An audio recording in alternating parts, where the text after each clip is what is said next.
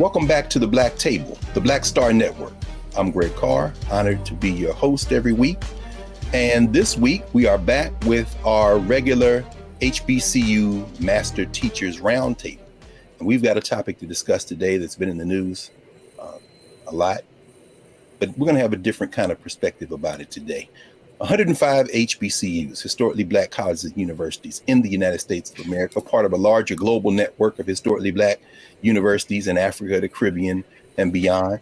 But in the United States, only about 3% of college students go to historically Black colleges and universities, but over a fifth of all the Black people who graduate from college come out of HBCUs. Nationally, at the historically white colleges and universities, somewhere around 5% of the faculties of those universities are Black. But at historically Black colleges and universities, over half, around 56%, are Black. And a quarter of the faculty at those HBCUs are white, with another almost 10% being Asian and somewhere around 2.5%, 3% Hispanic. In other words, the most diverse faculties in the United States of America are historically Black colleges and universities. So why are those colleges and universities being threatened? In the month of March, we saw 2 resolutions passed in the federal legislature. Concurrent resolution, House Resolution number 70, introduced by Dr. Alma Adams, Representative Adams, a 40-year member of an HBCU faculty that trained many Bennett Bells in North Carolina. Congresswoman Alma Adams, co-sponsoring with Congressman Bobby Scott out of Virginia, introduced H.R. 70, condemning the bomb threats which have been issued against HBCUs in January and February of 2022, and followed by Senate Resolution 534, introduced by the senator from South Carolina, Tim Scott, and Delaware's Chris Coons, condemning the violence and threats, honoring the legacy of HBCUs, and reaffirming the commitment to combat violence there. Well, in the midst of these bomb threats, we thought it'd be very important to bring in at our educator roundtable some more additions, some more permanent additions to our conversation. So in addition to Dr. Mario Beatty, associate professor in the Department of Afro-American Studies at Howard University, who has joined us in the inaugural HBCU Master Teachers Roundtable, we are pleased and honored to welcome in 2 more of our comrades and family. Dr. Richard Benson. Richard Benson is a historian specializing in education and the Black Freedom Movement at Spelman College, where he is in the education department. You all pick up his book, Fighting for Our Place in the Sun, where he writes the history of Malcolm X Malcolm X Liberation University in North Carolina. Very important work, but he does a lot of work beyond that. And our dear sister, Kalita Nichols Fairfax, who is a professor at Norfolk State University in her native Virginia. She has written a number of books. And if you pick her latest, in fact, is the African American Experience in Colonial Virginia. She was a member of the Hampton 400th Commemoration Commission. She was appointed by the governor there in 2010 and works as well with the Historical Marker Preservation Project in Virginia, among her many, many other services to our people. So without any further ado, let's invite in Drs. Beatty, Dr. Benson, Dr. Nichols Fairfax, and the HBCU Master Teacher Roundtable. How y'all doing, comrades? All right, good. Good to be here. All right, good. Well, we can get right to work then. Each one of us is on a campus that has been threatened, and we know that the number is over 40 just between January and February. Anybody want to offer thoughts and experiences on what has happened? In fact, Dr. Benson, why don't you lead out for us? You're down there at the most unique configuration of HBCUs probably in the world. I know the students want to rename the whole complex to Martin Luther King University after Dr. King was assassinated. They couldn't quite get that together, but there's nothing like the AUC. What happened down there, brother? Oh, man. You know, it's funny because so to the point of it being, so unique, with respect to the consortium or whatever, I don't think many people understand that the consortium exists. You have the ability to have, cross-registration amongst campuses, students from Morehouse coming to Spelman, maybe the Clark, et cetera, Clark over to Spelman, et cetera. But the thing is that, there's not much of there's not much involvement amongst campuses beyond cross-registration. So if something is heard about that may have taken place over at Clark, the alert may go out to students at Spelman, to the general campus at Spelman. This alert is taking place at Clark, maybe this street or maybe this portion of the AU or whatever you just want to stay away from. So if a threat or some type of announcement takes place, whatever that we get or whatever, it'll be for the most part vice versa. So it's essentially kind of like this reciprocity of avoidance of particular campus or spaces, unless you have to go with it to take class. But in many cases, folks just won't go. So in our case, when students, faculty, and everybody else, received the first threats, obviously it was surreal. And given that most of our transitioning back to the physical campus didn't take place until the latter part of January, I don't think people really understood the gravity beyond, just a threat here and then you hearing about other threats nationally at other HBCUs. But it really hit home in one of the worst ways the first week coming into February, actually the first day, if I'm not mistaken. And in the way that it was responded to, many of the faculty, many of the student staff, everybody else, public safety or whatever, were not only, not prepared or ill prepared for it, but most folks really couldn't believe the way that the response to the threat took place in terms of folks being on campus and having to get off of campus. So it was like, okay, well, you get information on one day, and then later on that day, it's like, oh, okay, well, the coast is clear. Y'all can come back tomorrow. And folks are like, wait a minute, hold on. What do you mean we can come back? Okay. Like, can we have a conversation? I mean, like, whichever Campbell say, Rick, can we talk for a minute? What's that? Like, and then not only was that an insult, I think folks like not only are trying to sift through the shell shock, but looking at each other like, well, wait a minute. We know the folk who sent the message are crazy, but administration, are y'all where they at? Are you listening to what it is that you're telling us? Yes. So then it's like, okay, well, let's pause for a second. Some folks go back to campus because I get it. Academic sharecropping is real. In addition to other forms of dead peonage in which we experience right now, that is even more real. So they back. And I'm sitting up like, no, this is not going on. So then, colleagues, a few, like I think almost less than a week later. So this is a killer part. I've been talking with a sister who was writing an op-ed, and she had interviewed me on several occasions in order to construct the piece that she was going to write around HBCUs and bombings. And the day that she was going to release the piece, we got another threat. And I'm like, wow, this really real time right now. And still, our campus, just like Morehouse, just like ITC, Morris Brown, Clark, et cetera, still had no preparation in place. And the response was shelter in place. And the first thing I thought about, y'all, was, because, we are Cold War babies in this sense. I thought about when I was in school and we had to do, those drills in which you had to kneel up against the wall or whatever and tuck and duck and everything else. And I was like, are we here? Right. So to answer your question, Greg, none of the campuses, let alone the general consortium, really had a plan in place. Mm-hmm. And as the succeeding threats came, still really no plan. It was just bomb threat awareness. And then that kind of unfolded into, kind of like this piecemealing of a plan that began to, that was put together, whatever, but still not prepared for it.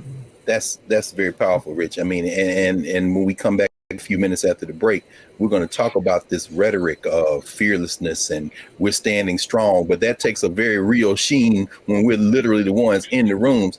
Khalida, you have a unique perspective, and one of the reasons we certainly wanted to hear from you today is not only you're at one of our largest historically Black public universities, but you got a child at another university in another HBCU is receiving bombs to talk to us. What's going through your mind there, Virginia? Right. No, I share the brother's righteous discontent in that Hampton University received a bomb threat on February 24th. And then the following day, Elizabeth City State University received a bomb threat, and this was NSU's second bomb threat, very similar to what occurred with our Georgia brothers and sisters.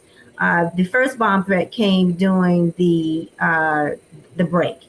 It is a disheartening feeling when your child calls you and tells you, "Mama, we've been told to shelter in place because of a bomb threat." And my philosophy is these are not just bomb threats to HBCUs. These are bomb threats to the community. That's right. These are bomb threats to all of the networks that we have. If we consider what occurred during the 20th century civil rights struggle, the bomb threats to churches were bomb threats to the community. Bomb threats to schools were bomb threats to the community. These are bomb threats to our communities. More importantly, I think we need to consider that we have our Black intelligent or intelligentsia group at these storied institutions. And it's not lost on me that, we're in this cultural war right now, where folks are just having a hard time with other perspectives that vindicate Black bodies and Black movements and Black philosophies and traditions. It is very difficult to receive a call. The first thing you want to do is go and get your child. That is the first thing you wish to do. And Tony and I were ready to go on Hampton University's campus and get our child. We were ready. But then, of course, we received all kinds of messages. Do not come to campus. You will not be allowed on campus. We have the situation under control. The other piece to that, after, of course, the dust settles, if it ever settles, is that there is no discussion. There's no white paper. There's no coming to the table to discuss and elucidate for our community what these bomb threats mean. There is no full, wider engagement. And that is one of the really disheartening moments that I find ourselves in. The administrative statement was passive. We were recipients of a bomb threat. I'm thinking, what did we receive? We were recipients of a bomb threat. But then where do we go from here? And that is really a very disheartening piece for me, that we just are not in a space where we are elucidating for our people, which is what we should be doing, what these threats mean to the community, mean to us. Yes. That's just not happening. Yes, you've given us a very, very important point of entry, Doc, by framing this as a community issue. That's exactly right. All of our schools, almost all of our schools are in Black communities and very much tied to them organically. We're going to pause for a moment and let this resonate. And when we come back from the break, Dr. Beatty, please help us by sharing not only what has been happening here in the nation's capital at Howard, but perhaps even from there, we will have a conversation about the history of these violent attacks and how this field of violence just kind of extends this perpetual assault on Black life. And as we just heard Dr. Nichols Fairfax say, on Black community. Back in a moment at the Black Table, Black Star Network.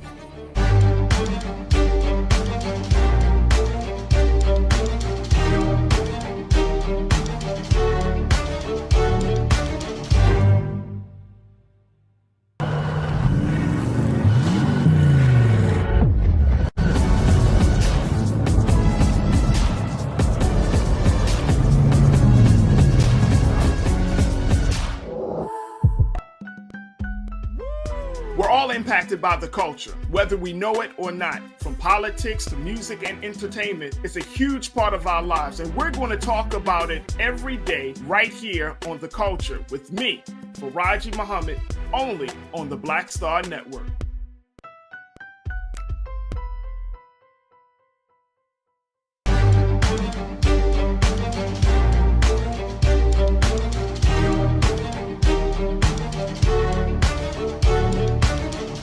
Welcome back to the Black Table. Greg Carr, joined today by Rich Benson, Kalita Nichols Fairfax, and Mario Beatty at our HBCU Master Teacher Roundtable that we have regularly. When we left, we had heard from what's going on in Georgia, what's going on in Virginia. So let's talk about the nation's capital, where Black Star Network is headquartered. Dr. Beatty, it sounds like, just as we heard from Dr. Benson and Dr. Nichols Fairfax, we all got that same kind of duck and cover shelter in place message. Share with us what went through your mind as we got those initial bomb threats. Yeah, I think, at Howard University, we have been dealing with so much. Last semester, of course, we had the cyber attacks, which was the same, but a different type of attack to attack the infrastructure, the technological infrastructure of our university. And it was very serious. And I think that the thing that I think separates out perhaps what was going on at Howard from what was going on at the Atlanta University Center, I think that because we're in the nation's capital, and we receive these types of threats, or institutions receive these types of threats somewhat regularly. I think that the response is different. And so Howard received its first bomb threat on January 4th over our break. And then it received 2 consecutive bomb threats on January 31st and February 1st. And absolutely for sure, that heightened the seriousness of this. And of course, like the other institutions, Howard instituted a shelter-in-place order. But I think that the difference is that Howard, being in the nation's capital, clearly has, or the Department of Public Safety on campus clearly has a very close relationship with the Metropolitan Police Department, with the FBI, with Homeland Security in terms of emergency preparedness. So they were clearly in instant communication with those entities, and they were in constant communication actually with the campus, from the president to with the video message to the written message, the provost, the board of trustees, town halls. There was a whole range of communications that were coming out through HU Communications, through Bison Safe, the kind of app. And a whole range of activities that I'll just perhaps discuss in another segment. But I think that ultimately that led to the sweep of the campus, and then the message to say everything was clear. But still, despite this, that third, and of course Howard has had 4 bomb threats. The last one was on February 14th.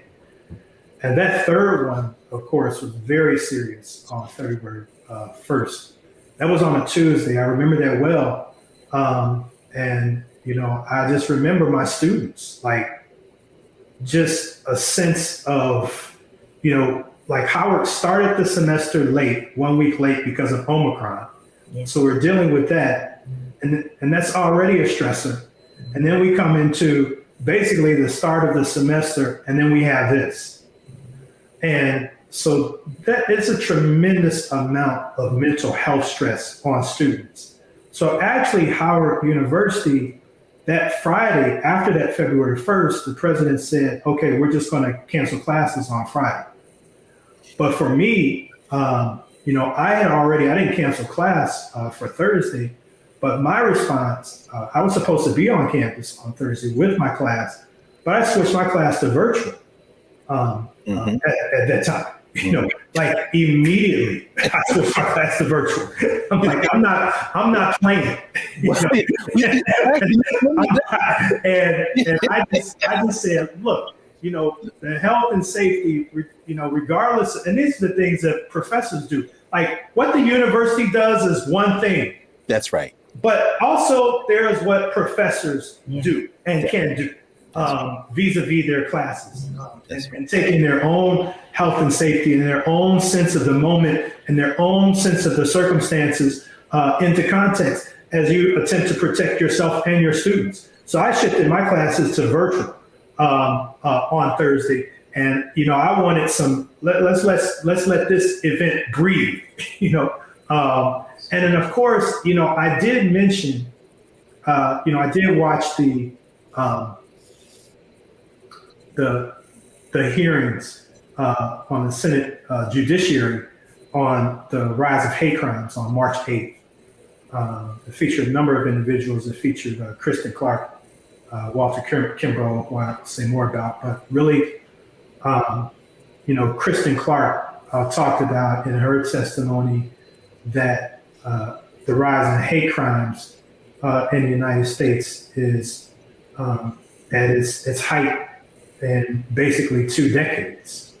And of course, we all really kind of know why this is occurring, and for sure, Trump and the GOP have added more fuel to white nationalist hatred cells in this country. And that fuel, weaves into public policy. It has many manifestations, and it makes us all vulnerable, quite frankly. So, I mean, it's clear to me that why, HBCUs and churches, synagogues, et cetera, are receiving these types of threats on the regular because it's an environment of permissibility. So when someone like Tim Scott, sits up in a committee and says, "Oh, we condemn these, hate crimes," but you are contributing to the environment. That's right. Of these hate crimes with the public policies that you are supporting. That's right. As an entity. So it's duplicitous. Well, actually, Marty, that's actually a perfect way for us to perhaps open this conversation. We can continue after the break. For anybody to jump in, Rich, I read something that one of the students at Spelman, Marion Turner, I think is her name. She told The Guardian, my grandparents and our great grandparents faced this, but we weren't prepared. We were caught off guard. And on the other end of the spectrum, I saw a lady, Margaret Rinke, a columnist in the New York Times, February, said when she heard about the first threat of bombings, she felt a sense of inevitability.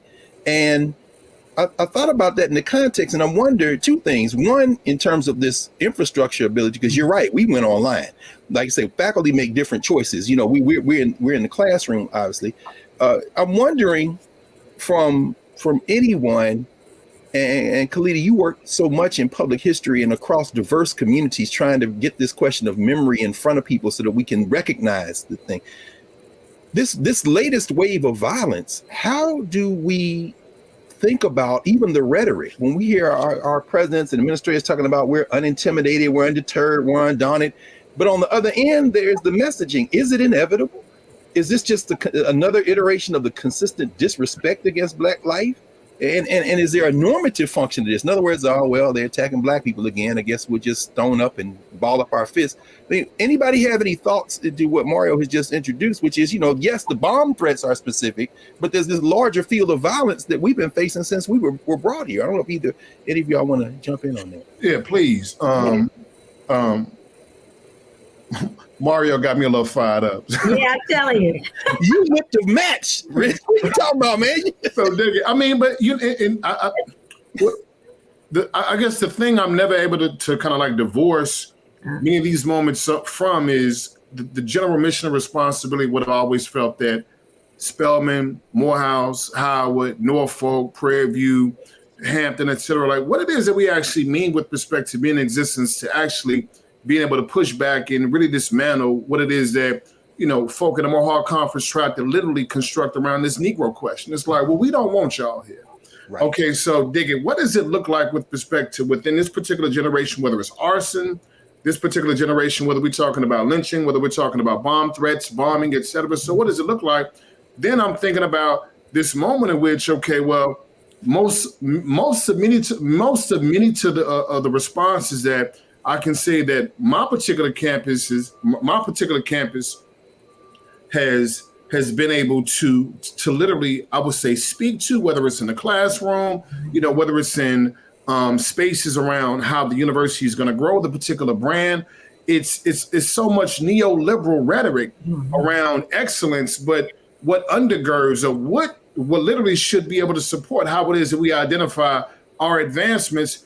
What in my aggressive opinion, I think has been removed from the general conversations because our students know nothing about these legacies. So when folks say it's inevitable, I would think that, okay, well, my interpretation of somebody saying that, it's bound to happen again based on your ignorance of what took place not 100 years ago, not 200. We're talking in many cases, in this one, less than 25 years ago because it just happened at Florida A&M. That's right. What was that, 99? That's right. 2 months back to back. And then when I'm talking to my students about it, to Mario's point, to your point, when it's like, of course, we went on virtual because we understand the need for radical self-care better than anybody, is it being a part of our academic freedom in order to be able to do so. So I sat my students down, like I'm sure many of you did, and said, look, let's talk about how it is that we combat what it is that we've been faced with in this moment in which you are actually being expected to take on some form of PTSD because of it. And that's all of us. So the problem is, y'all folks don't know anything about the history of this type of violence, and you don't know anything about your enemy. So look, y'all, I sat my students down and we went through 5 or 6 instances of bombings and bomb threats. We did Montgomery, so Montgomery Improvement Association, Macomb, Mississippi, Charlotte, North Carolina, Florida A&M, and when King got threatened when he was going to Fisk. Yes, so yes, which a lot of people don't know about. Right. So we broke each and every last one of those down. Was it new to them, Rich? Was it new? Then nobody knew, huh? And no one knew. No one knew. And I started off by saying, look, we're talking about the general threat to Black life. That's right. And Sister, to your point, talking about this isn't an isolation of the community. Like, we're literally in the community. Yeah. And I know we have to be reminded of that in times like this, especially when something happens and folks want to make the distinction between what took place off campus and on campus. Yeah. It's like, all y'all Black folks, if we could round you up and have that threat to the West End, to West View, to all this, et cetera, like we would be able to do that. So we have this moment and our students are ill prepared because they know nothing about it. And now we have to have a literal teaching where I'm breaking course from the so-called syllabus in order to be like, this is a moment that you're in. This is the legacy. You know nothing about it.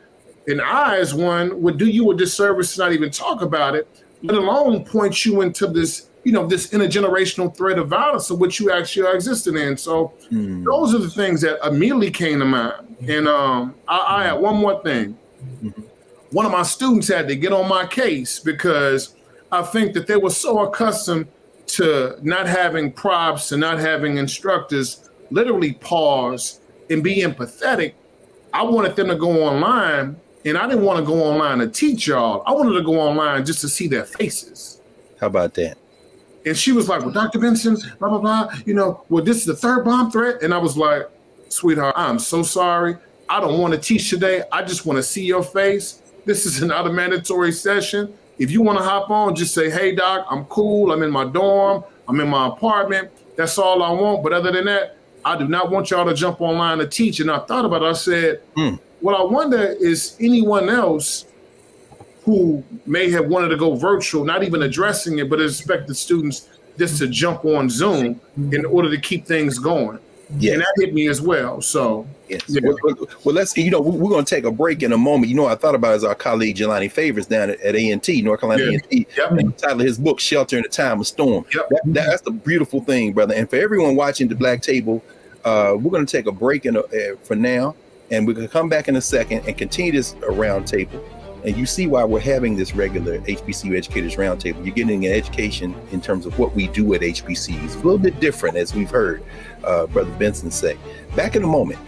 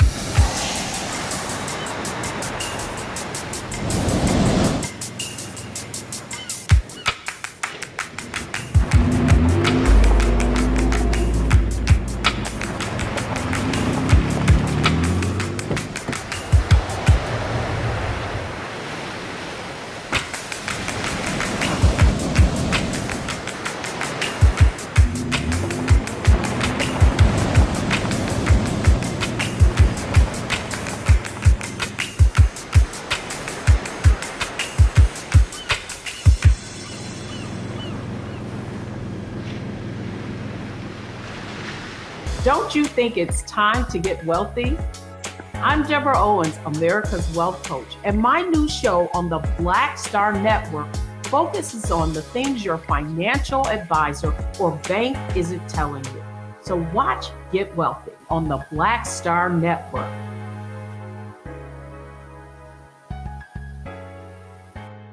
Folks, Black Star Network is here. Hold no punches. I'm real revolutionary right now. Support this man, Black Media. He makes sure that our stories are told. Thank you for being the voice of Black America, Roland. Stay black. I love y'all. All momentum we have now, we have to keep this going. The video looks phenomenal. See, this difference between Black Star Network and Black-owned media and something like CNN. You can't be Black-owned media and be scared. It's time to be smart. Bring your eyeballs home. You dig?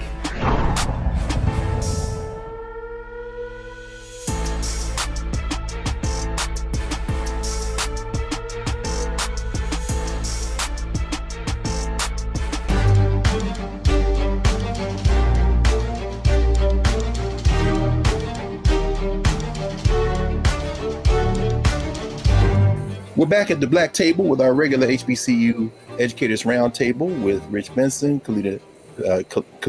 Nichols Fairfax, and Mario Beatty.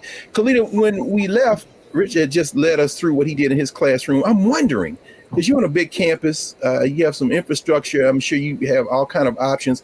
But in addition to that, you've taken on a hell of a responsibility for the state of Virginia in terms of public education and public-facing education. Given the field of violence, and what I immediately, Rich, as you were talking, I was thinking, Kalita, about the response to integration in Virginia and all the threats and violence that came. Talk to us a little bit about how you're navigating this, because we've got a citizenry that doesn't know anything of what we're talking about right now. I tell people Virginia is Alabama in a suit.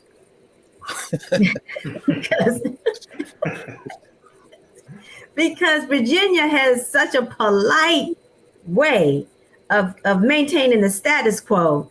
So they may not lynch you, but they will lynch you in policy and in resources. And, the violence comes to you in a very slick and sinister fashion. And it has disarmed our people in the Commonwealth. So I'm at a state school, different from Spelman and my alma mater, Howard. I'm at a state school. So the relationship that our state HBCUs have with state government is very much a caretaking relationship. There's a political alignment that, administrators feel very much having to maintain because a large chunk of our resources come from the state. And I do think that I understand that reality, but I also believe that it has muzzled real serious possibilities to continue our educational tradition, our socialization tradition, our public memory tradition. So when the threats occurred to NSU, I'm going to say to the community, Governor Youngkin provided immediate funding with regards to campus infrastructure and installation of certain security devices and so forth. And that has its place. The other piece, though, that did not happen after the one statement from the administration is the discussions that should have taken place to remind people of the violence of bomb threats to the community. Now, I did the same thing that my colleagues here did. All my classes are online this semester. I have 4 classes.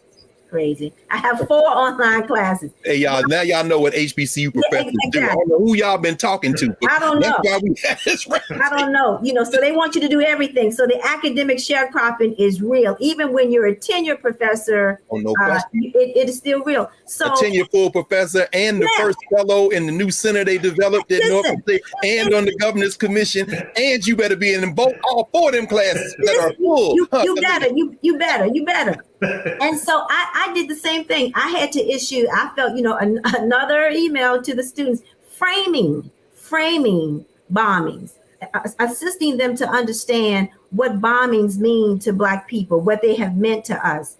what they mean, the messages that are sent, and then what our response should and could be. I made sure I issued those emails to all 4 of my classes.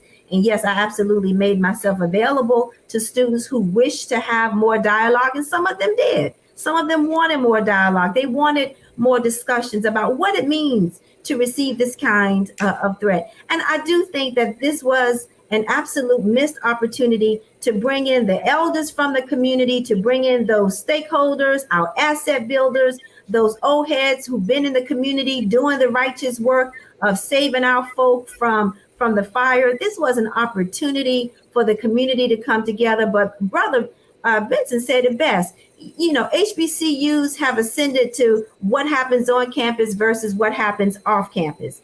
And it dilutes the meaning of HBCUs in connection with the organic community. And that is a problem. That is a problem that we have got to be honest about, and we have got to address. So with regards to public memory, well, it's tough to talk about public memory with folks who are 19, 20 years old, because then they don't have the other organic activities that they can pull and connect to. They don't have access to the other memory keepers. They don't have access to the alum. They don't have access to the old heads with institutional memory.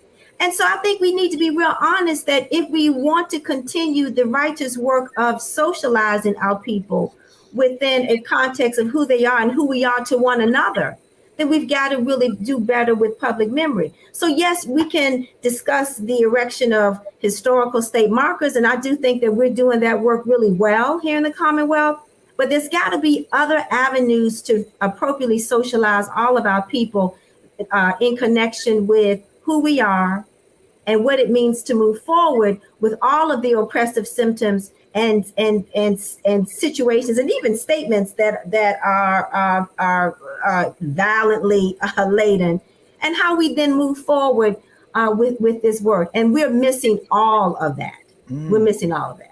Well, in addition, Cleta, and this is a public note, since you've joined Roland before to talk about other topics, but in terms of Black Star Network, I think you may have just given us a new assignment, because as you were talking, I'm sure we were all thinking the same thing. To get that community, to get those elders, to get that institutional memory together, that might be something Black Star Network maybe we need a day long or a couple of days or a weekend symposium to do exactly that. Mario, thinking about, and again, Khalid, when you talk about this question of separation, and I'm sure, Richie, when you said neoliberal university, of course, all the gentrification, displacement. I mean, at Howard, like all of our institutions, but, you know, the current president of Howard, I remember when he first got appointed, he once said, you know, all the HBCUs are HBCUs, but they're all different from each other. And, you know, I kind of thought, okay. So at Howard, where so many of the students are not from Washington, D.C., and there's often been a strange relationship between Howard and the district, something Khalida just said really just rings a bell. How important is it for us to reject this idea that our historically Black colleges and universities are something that should separate our young people, separate our faculties instead from the communities that we come from? I mean, we give the rhetoric of being connected, but this bomb threat is revealing the disconnect in so many ways. Could you maybe talk about that a little bit? Absolutely, for sure. There's a great disconnect, but I also think that, you know, Walter Kimbrough, in his testimony before the committee, on the rising of hate crimes. And for people who don't know, who is Walter? And Walter Kimbrough is the president of Dillard University, yes, in New Orleans, Louisiana. Yes. He highlighted a number of things, but in his testimony, he highlighted something that's missing here, which is the absence of adequate resources at HBCUs to deal with these level of threats that are perpetual and continuous, and the need for federal state governments to pour more money into HBCUs in order to be able to deal with these threats. And he highlighted a metaphor of, basically crying wolf. And he says, like, look, we've had, all of these threats, all of these bomb threats for HBCUs, And in the end, none of them have quite materialized. None of them have materialized. And then the FBI said that, oh, well, we have, maybe 6 juvenile persons of interest, but yet, there has been no arrest. We have not seen any of these quote unquote persons of interest. That's still outgoing. But, the point that, President Kimbrough was attempting to make is that when you have this intensity of bomb threats, is that when those threats go away, there is a tendency to be lax. In the moment, you want to try to marshal all of the energy that you can to muster, to try to do whatever you can to make your campus community, quote unquote, feel safe. But then a month or two goes by and then you're back to, basically zero, and you become lax. And then it's at that moment when something really happens, where you're completely caught off guard and you're vulnerable. And so the point about linking this to the broader community is that the assault on Black life is not HBCU specific. That's right. The assault on Black life is national. And this assault is taking shape on a number of fronts. Right. I mean, of course, Kalita is in Virginia. I mean, the whole quote unquote anti-CRT stream, it's actually it's an assault. It's an intellectual violence. That's right. Against the idea of Black intelligence. You want to see you don't want to see anything about Black people in the curriculum.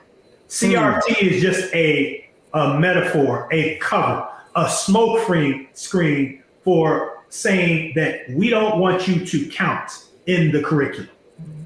And that's another type of violence. And of course, the violence that we're experiencing in HBCUs is the violence that has a potential prospective physical manifestation. That's right. That's right. The violence that deals with your body.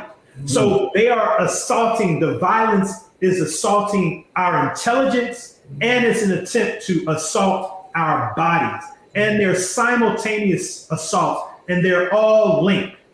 The whole environment that is being created, that is making these hate crimes, that is making this violence more permissible, not just as an act, but as an idea.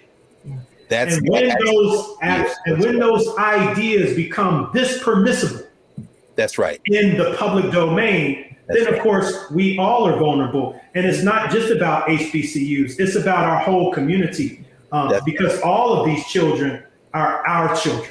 That's not just HBCU children. That's very powerful, brother. And we have one more segment to go. But as we pause here, as you were talking, of course, we think about our family in the Ukraine, those students from Nigeria and Senegal and Cote d'Ivoire who are coming across the border, and Nigerians have told them, don't go to Poland, try to go to Romania or something, because the Ukrainians are stopping them. And then some of the Polish, they say, well, the Polish told us not to let you in. They seem to have worked some of that out, but you're right. It's a global violence against Black life. And those students who are targets in the Ukraine are part of our family. And you just really laid that out, brother. So we're going to come back in a moment. We have one more segment at the Black Table today with our HBCU Educators Roundtable. And you see why we have our master teachers regularly here at the Black Table. This is not a perspective you're going to get anywhere else, unfortunately, but we're working on that. That's why we're here. Back in a moment with the Black Table.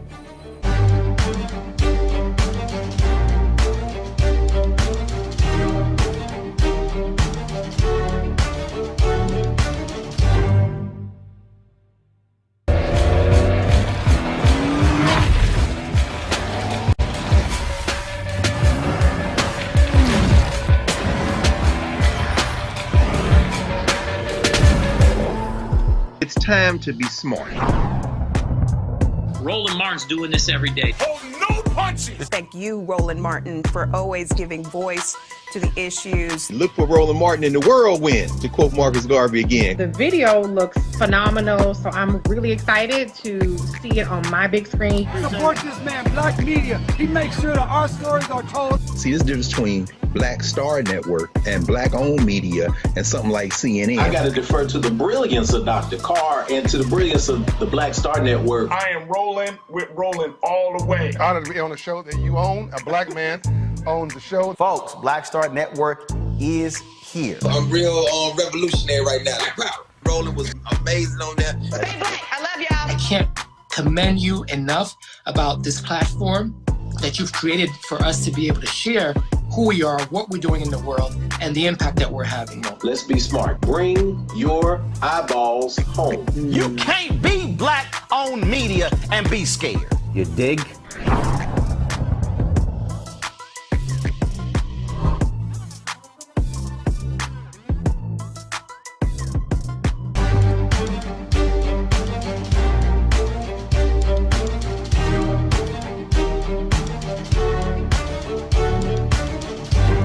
Welcome back to the Black Table. We are in our regular HBCU Master Teachers Roundtable. We're joined today by Kalita Nichols Fairfax from Norfolk State University, Rich Benson from Spelman College, Mario Beatty from Howard University. And we had kind of sketched out the possibility of asking the question with our last few minutes of, why hasn't anyone been caught? But the conversation we're having now is so much more compelling and broader than that. So perhaps I can ask you all what you think in terms of where this priority is, where it isn't.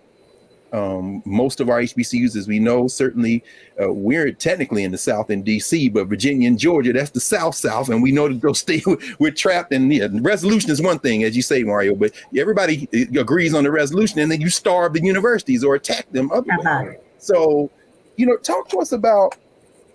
The FBI has obviously made its thing. They say they got several dozen bureaus involved in this. The Department of Homeland Security has issued a directive and talking about, tightening up on security. But perhaps in this last segment, what would you like to see, not only at the institutions we're working at, but what would you like to see put in place at our Black colleges to kind of defend ourselves? I'm thinking about staff, campus police, the folks in the building who work in the building who can't just leave, can't duck and cover.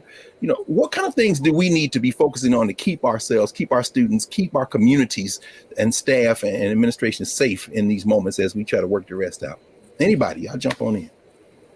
Honestly, I am struggling with believing that there will be anyone who will really be seriously arrested and held accountable. They don't even want to send people to jail for breaching their sacred hall and carrying the Dixie flag, and they can't even do that. My gracious! So I just have zero belief that will happen. Oh, by the way, I should note, Khalid, that for those of you who don't know, when you look her up, this is one of the sisters who had a very real hand in getting those monuments down in Virginia, and they screamed bloody murder when you went to touch Robert E. Lee. Oh, so I know they still screaming. They are still screaming. They're still screaming. But more importantly, again, what is our relationship to one another, right? What is our relationship to our people? Part of the challenge is our people right now, many are still really struggling with basic needs. They're struggling with family dynamics. They're struggling with being able to make ends meet. They're struggling with their situations in their work places. They're struggling with the treatment that they receive in city services and in other municipalities, right? They're struggling. And so it would be awesome. It would be instructional from the elders and the ancestors for our HBCUs. The reason why we have HBCUs is so that there could be a group of people trained to attend to the real issues of our community and to also socialize and educate our community about the threat and about what it means and about what we should now do. It would be great to see more of us in the community for our school to perhaps extend its borders, physical borders, into adjacent communities. We have these historic Black communities that NSU is next to. Extend the borders, extend the security there, not police, but extend the security there so there could be more of a connection and more serious discussions. There's not been one scheduled discussion, roundtable, let's just have a conversation as family since NSU received 2 threats. I think that's a mistake. And I think our lack of discussing and our lack of educating our people about threats and about the history of threats, particularly in this CRT moment, I think it's a mistake. And when you talk about school curriculums, I can tell you from the 2019 Commemorative Commission, the City of Hampton, that I co-chaired, the curriculums just don't go far enough. Black people are footnoted. The same historical figures are introduced to students, but what you don't find in public school curriculums, you don't find content and you don't find context. So students are not learning in public schools, right? The fullness of who we are, the fullness of who we are as a people, the fullness of our historical and cultural traditions. They're not learning that. So the curriculum doesn't go far enough. And we are not having these discussions so that people can understand what it really means to develop your sensibility as a person of African descent. And I think it's just a mistake. Yeah. Anybody else? Rich, what do you think, brother? Thank you, Khalid. As we begin to run to a conclusion. I think the moment is not past, but I think there's a moment in this particular moment we need to do better at arresting the possibilities of what it actually could look like to develop a unified front amongst HBCUs, whether they state or private. It's irrelevant because, as Mario put it, essentially like these are all our children, and essentially the general mission that we've all adopted, that we're invested in.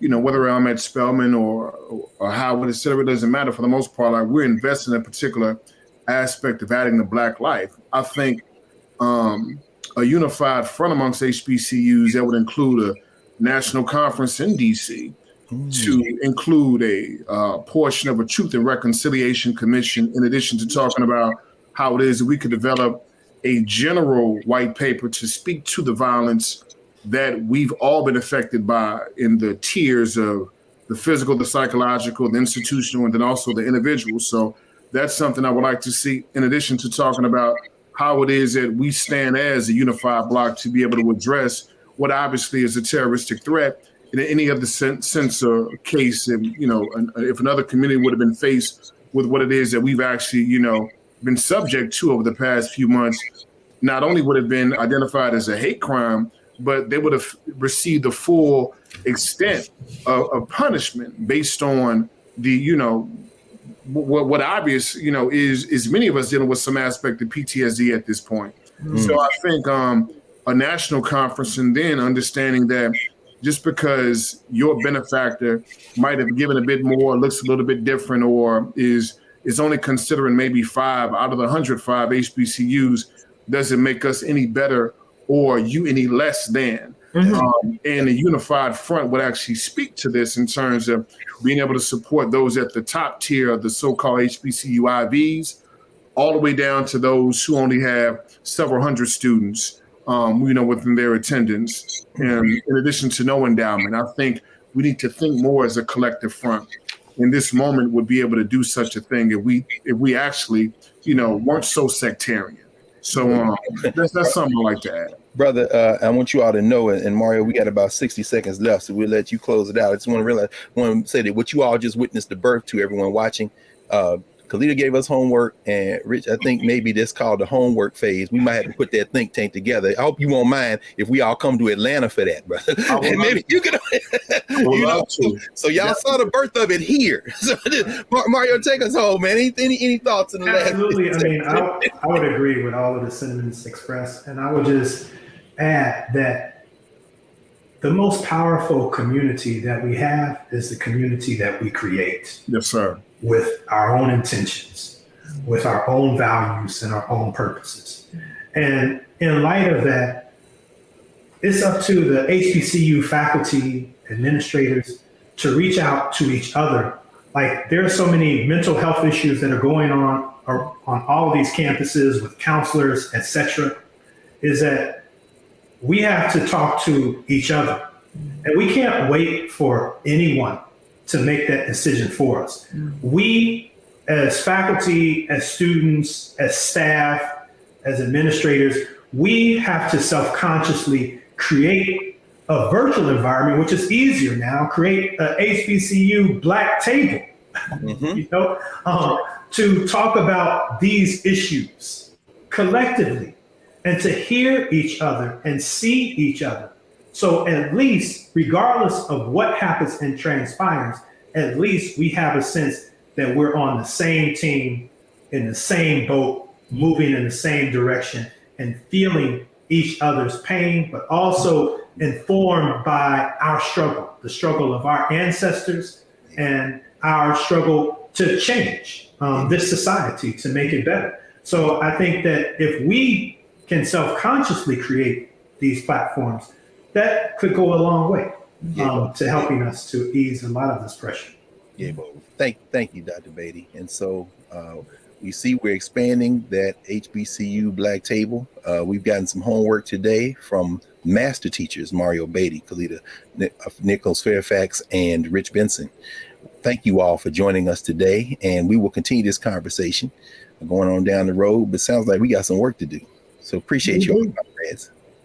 Thank you. More in a moment, we'll be back with a final thought as we clear the table and reset for the next session for the Black Table on the Black Star Network.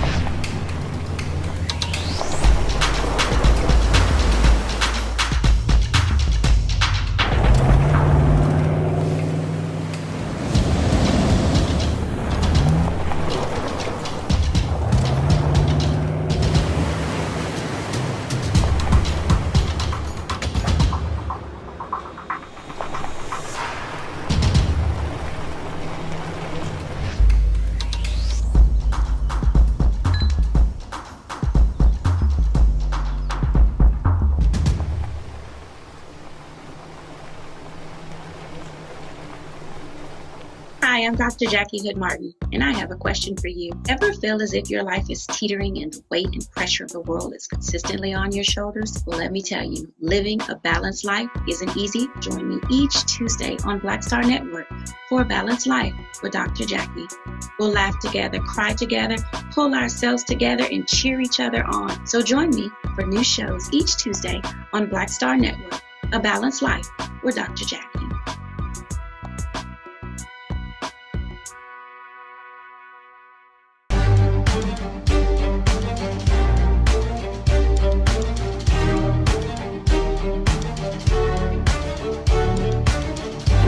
Welcome back to the Black Table. Greg Carr here on the Black Star Network.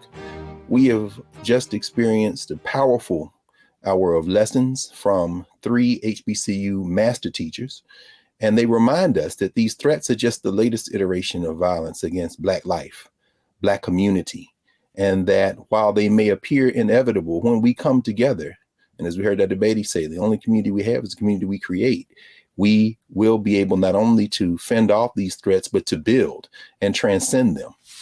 As we close, we think about a statement from a brother who was known at one time as Black America's schoolmaster, the great Benjamin Elijah Mays, out of 96, South Carolina, the one-time president of Morehouse College, interviewed in Ebony magazine in October 1972.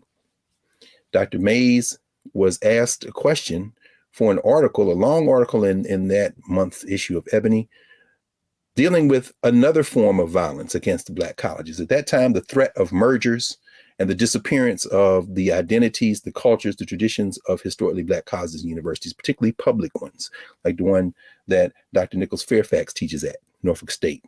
And Benjamin Mays said that, among other things, these threats against Black colleges, which, as we've heard today, are extensions of threats against Black life, are persistent, and that we as Black people must always be vigilant. In fact, the quote that we'll end today's Black Table with is from Benjamin Elijah Mays, October 1972, Ebony Magazine, when he said to us, faculty, staff, students, administrators, community, Black folk, you'll have to watch it all. Watch it like a hawk watches a chicken. So with those words from Benjamin Elijah Mays, we'll close this session of the Black Table. Greg Carr here on the Black Star Network, and we will see you again next week. Everybody stay safe.